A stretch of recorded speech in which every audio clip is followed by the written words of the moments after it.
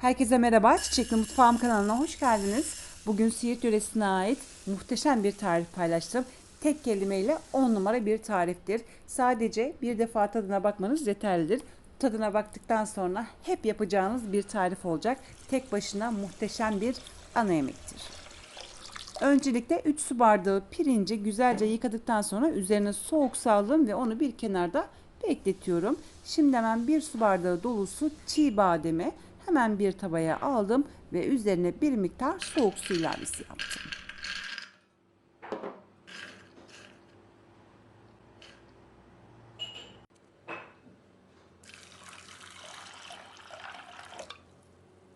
Kabuklarının daha kolay soyulması için hemen bu tencereyi ocağa alıyorum. Sadece ortalama 3 veya 4 dakika boyunca haşlayacağım. Ben toplamda 3 tane but kullandım. Butları yıkadıktan sonra bir tencereye aldım ve dibine az miktarda soğuk su ilavesi yaptım ve ocağın en büyük gözünde veya orta gözünde hiç fark etmez en kısık ateşe susuz bir şekilde ön bir pişirme yapacağım. Böylelikle etler daha lezzetli olacak. Biraz sonra detaylı bir şekilde göstereceğim. Bademleri sadece 3 veya 5 dakika boyunca haşladım. Şimdi hemen bir tabağa alıyorum.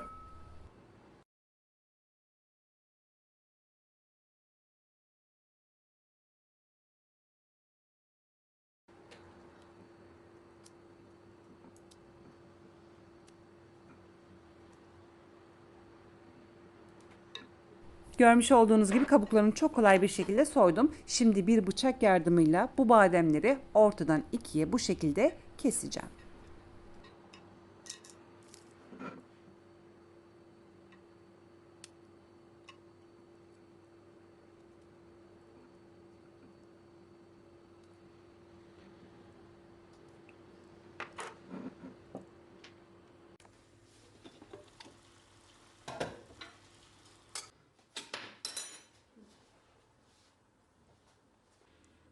Ocağın orta gözünde en başından en sonuna kadar en kısık ateşte ortalama 20 dakika boyunca bu tavuklar pişti. İsterseniz dibine bir miktar su koyabilirsiniz. Ondan sonra da hemen üstüne kaynar suyunu ilave ediyorum.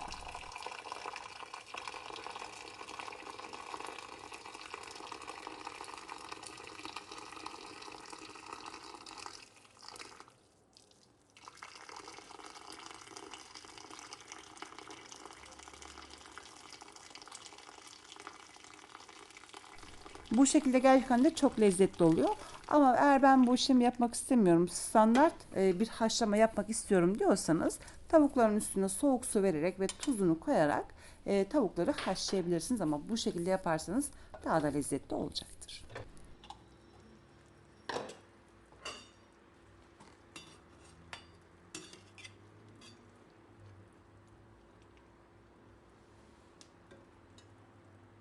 Evet, artık tavukları haşladım. Şimdi ben bir tencereye alıyorum. Suyunu da gösteriyorum. Gayet güzel de suyu var. Ben suyunun hepsini kullanmayacağım. Sadece 2 su bardağı buradan su alacağım. Çünkü pilavın ağır olmasını istemiyorum ama isterseniz eğer pilavı tamamen bu tavuk suyuyla da yapabilirsiniz.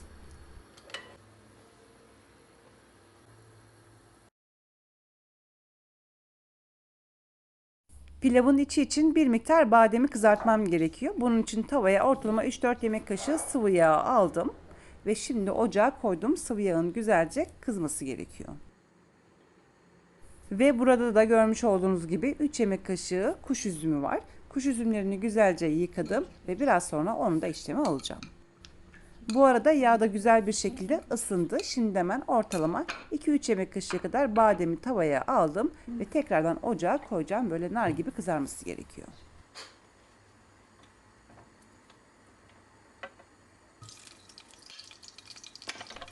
Bu arada da hemen pilavı yapmaya başlıyorum. Bir tencereye ortalama 4 yemek kaşığı kadar ayçiçek yağı aldıktan sonra 3 yemek kaşığı dolusu tereyağı ilave ediyorum ve güzelce karıştırıyorum. Tamamen tereyağlarının erimesi gerekiyor, iyice kızması gerekiyor. Ardından pirinçleri ilave edeceğim.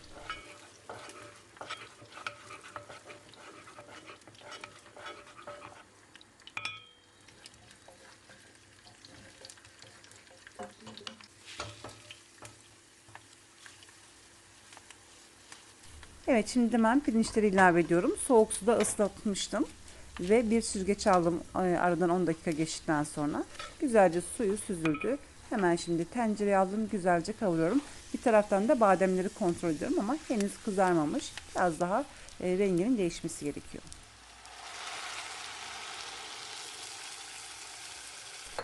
Ve şimdi tavuk suyunu ilave ediyorum. Toplamda 2 su bardağı dolusu tavuk suyu ilavesi yaptım. Ve şimdi ocağın altında kıstım. Karıştırıyorum. Dediğim gibi tamamını tavuk suyuyla da yapabilirsiniz. Ama ben daha fazla ağır olmasın diye de 2 su bardağı soğuk su ilavesi yaptım.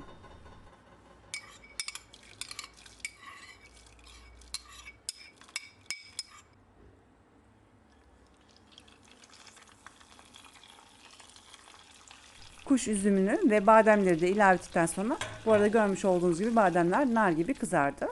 Hemen tencereye ikisini de ilave ettikten sonra güzelce kapatıyorum ve artık kapağını kapatıp kısık ateşte bu suyunun tamamen çekilmesi gerekiyor. Tamamen çekilinceye dek pişmesi gerekiyor. Lütfen kontrollü olalım. Aradan ortalama 20 dakika geçti veya 30 dakikada olabilir. Kısık ateşte görmüş olduğunuz gibi tamamen suyunu çekti ve yaklaşık olarak 10 dakika boyunca dinlendireceğim. Ardından hemen bu pilavları bir tepsiye alacağım. Tavukları da bu şekilde küçük küçük ettim. Tamamen soğumasını bekleyebilirsiniz veya ılıkken de bu işlemi yapabilirsiniz.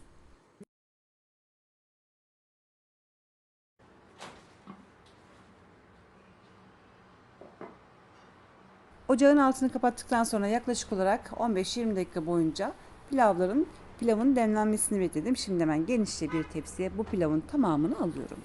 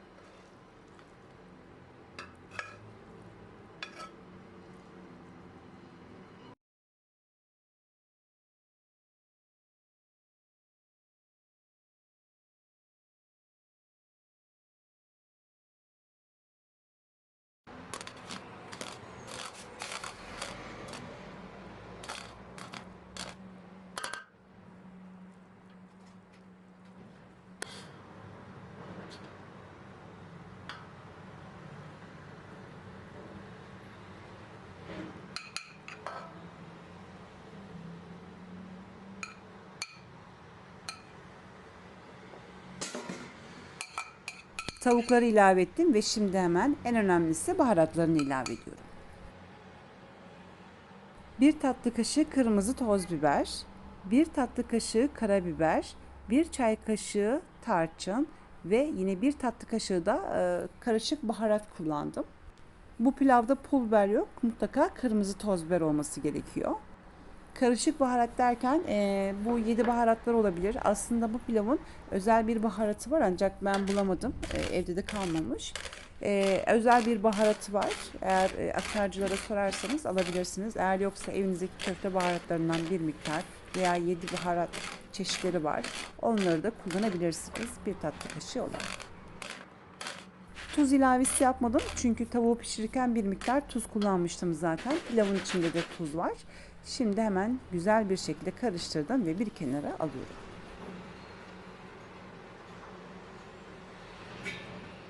Bu pilavı, perde pilavını bu tencerede pişireceğim. Bu tencere özel olarak perde pilavı için tasarlanmıştır. Tarihi bir tenceredir. Gerçekten de çok lezzetli bir sonuç elde edeceğiz, göreceksiniz. Orijinal haliyle ben yapmak istedim. Orijinali bakır tencerede pişirilmiş halidir. Ancak borcam veya kek kalıplarında da oluyor. İnşallah ilerleyen zamanlarda onlarla da ilgili bir video çekeceğim. Farkı da görmüş olacaksınız. Kalıbı güzelce bol tereyağı ile yağladım görmüş olduğunuz gibi. Şimdi hemen daha önceden ayırmış olduğum bademleri dizmeye başlıyorum. Tencereye kolay yapışması için bir miktar tereyağı ile yapıştırıyorum. Bir miktar tereyağına batırıyorum. Ardından da yapıştırıyorum.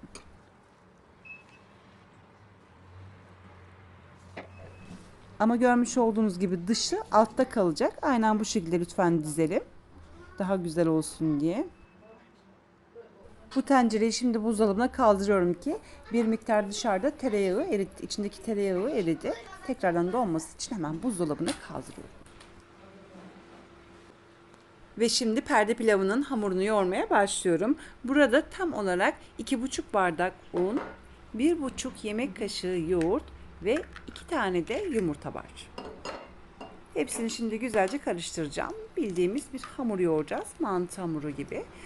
Bu arada normalde ben 2 yemek kaşığı ortalama yoğurt kullanıyordum. Ancak yumurtalar birazcık büyük olduğu için 1,5 yemek kaşığı yoğurt kullandım. Lütfen kontrol olalım. Ele yapışmayan bir hamur olması gerekiyor.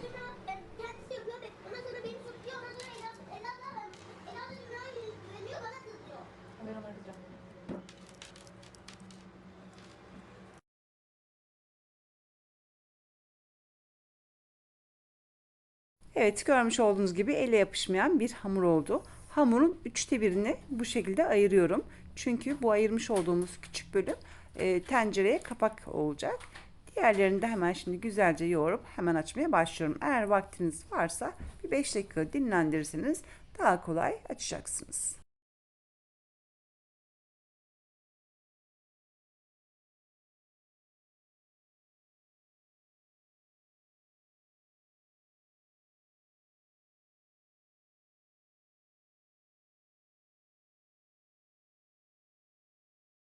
Undan yardım alarak görmüş olduğunuz gibi bezeyi güzelce açtım. Şimdi tam olarak istediğim büyüklükte mi hemen kontrol ediyorum. Kullanacağım tencereyi aldım, tam ortasına koydum ve bu şekilde ölçerek buna karar verdim. Şimdi hemen buzdolabından tencereyi tekrardan çıkarttım. Tereyağı çok güzel bir şekilde donmuştu ve hemen hazırlamış olduğum bezeyi bu şekilde tam ortalayacak şekilde tencereye aldım.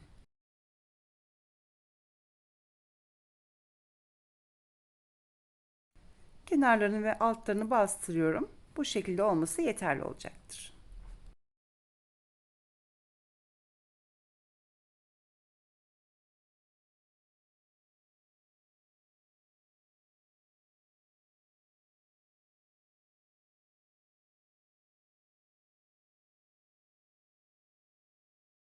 Açmış olduğum hamuru birazcık büyük geldi. Çok ince bir hamuru sevmiyorum. Çok da kalın olmayacak. Perde pilavının hamuru gerçekten de çok önemlidir. Ben bir miktar kenarlarından kestim. Kapağı ilave ettim ama kapağı da bu sefer çok fazla olacaktı. O yüzden kenara aldım. Tabii ki de isterseniz ayırmış olduğumuz kalan hamuru da küçük bir mantı yapabilirsiniz. Hemen haşlayabilirsiniz kesip. Şimdi hemen kapağını hazırlıyorum. Undan yardım alarak bezeyi kolaylıkla açabilirsiniz. Dilediğiniz kadar un kullanabilirsiniz.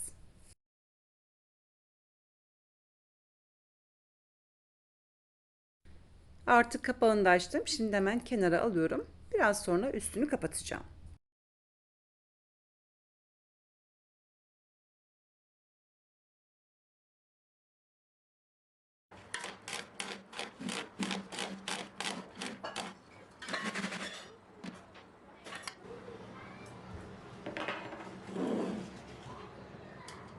Artık finale yaklaşıyoruz. Şimdi hemen hazırlamış olduğum pilavı tencereye alacağım, basacağım. Bu arada pilav gerçekten de çok lezzetli oldu. Lütfen tencereye koymadan tadına bakınız. Eğer tuz eksikse ilave edebilirsiniz ama bu lezzeti tatmanızı isteyeceğim. Piştikten sonra, fırından çıktıktan sonra lezzeti kat be kat artacaktır.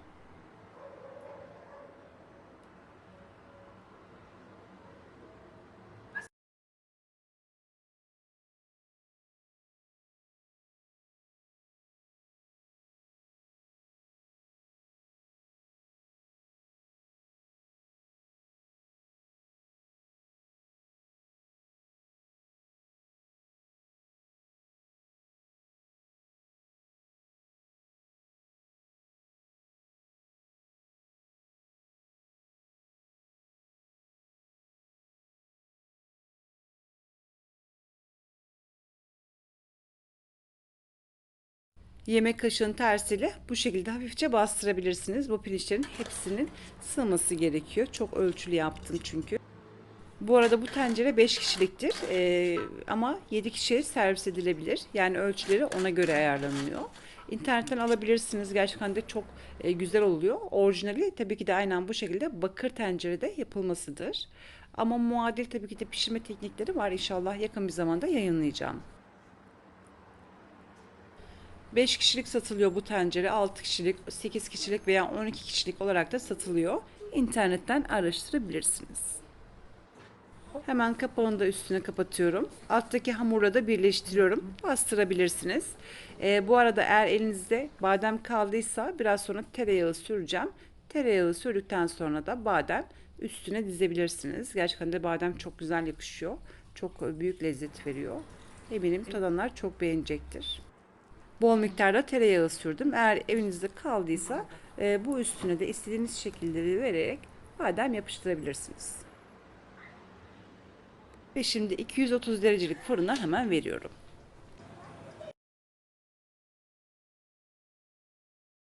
Aradan ortalama 25 veya 30 dakika geçti ama lütfen kontrollü olalım. Şimdi ben hemen bakıyorum, kontrol ediyorum. Üstü aynen bu şekilde nar gibi kızardı. Şimdi hemen tencerenin kapağını kapatıyorum. Ve tekrardan fırına vereceğim. Tamamen altının da nar gibi kızarmış olması gerekiyor. Ortalama bir 20 dakika daha fırında kalacak.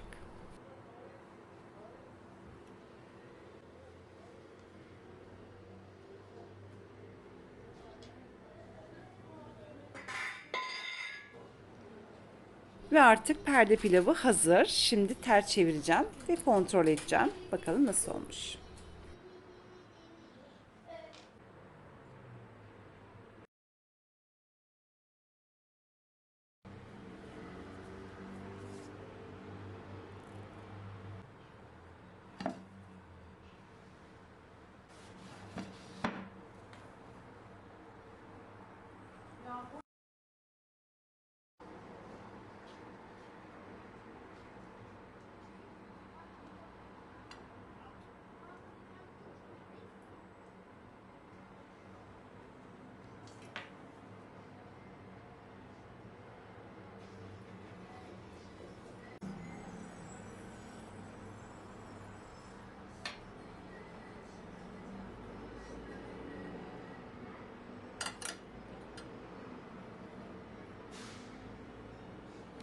Bademler düşerse tekrardan yapıştırabilirsiniz. O hiç sorun olmayacaktır.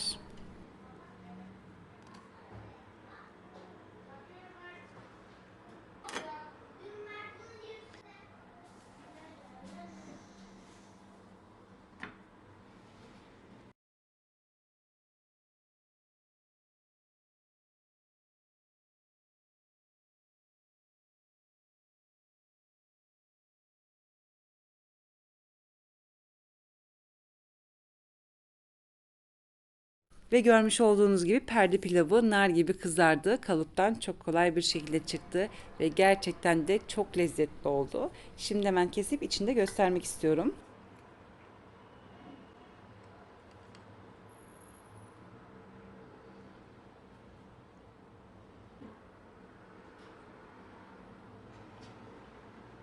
Bu arada şu önemli püf noktayı da sizlerle paylaşmak istiyorum. Eğer kalıptan çıkarttığınızda bu şekilde nar gibi kızarmadıysa tekrardan kalıba koyup fırına verebilirsiniz. Merak etmeyin, hiçbir şey olmayacaktır. Ta ki nar gibi kızarana dek fırında kalabilir. Ardından tekrar çıkartırsınız. Yine baktınız yine kızarmamış, tekrardan fırına verebilirsiniz. Gerçekten de pilav inanılmaz derecede lezzetli. Tereyağı da tabii ki de önemli. Yani gerçek bir tereyağı olması gerekiyor lezzetini almak için. Margarinle lütfen yapmayın. Hemen şöyle içini tekrardan detaylı bir şekilde göstermek istiyorum. İnanılmaz derecede lezzetli. Bizim çocuklar çok seviyor. Hatta limon sıkıp da yiyorlar. Bilmiyorum, belki de sizin de hoşunuza gidecektir. Az miktarda limonu da deneyebilirsiniz. Hemen sıcak sıcak servis yapmanızı tavsiye ediyorum. Tarife çok güveniyorum. Böyle bir lezzeti keşfettiğim için gerçekten de çok mutluyum. Her evde bulunması gereken, yapılması gereken bir yemek tarifidir. Bütün püf noktalarını sizlerle paylaştım. Sorunuz olursa lütfen yazınız. Ben yine açıklama kısmına bu malzemelerin bütün detaylarını tek tek yazacağım. Bu pilav elle yeniliyor. Hamurları elle yeniliyor. Hamurların lezzetine inanamayacaksınız. Muhteşem bir gerçekten de uyum her ikisi, pilav ve hamur. Denediğiniz zaman zaten ne demek istediğimi anlayacaksınız. Ve böylelikle bir tarifimin daha sonuna geldik.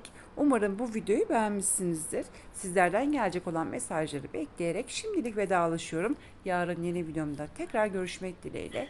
Şimdilik hoşçakalın.